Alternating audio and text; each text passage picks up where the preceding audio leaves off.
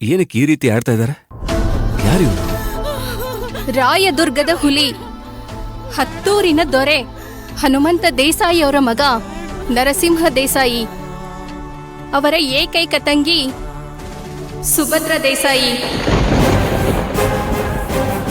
ಅರ್ಥಾತ್ ಭೀಮಾಂಬಿಕವರ ನಾದ್ನಿ. ಇವರೇ ನಮ್ಮಮ್ಮ.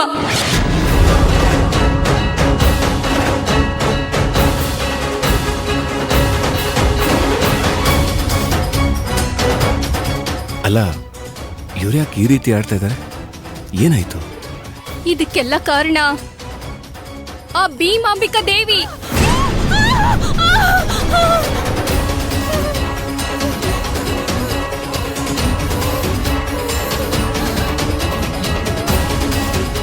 ನೋಡಿ ನೋಡಿ ಸಾಹೇಬ್ರ, ನೋಡಿ, ಅವಳ ಹೆಸರು ಕೇಳಿದ ತಕ್ಷಣ ನಮ್ಮವ್ವ ಹೇಗೆ ಎದುರ್ಕೋತಿದ್ದಾಳೆ ನೋಡಿ.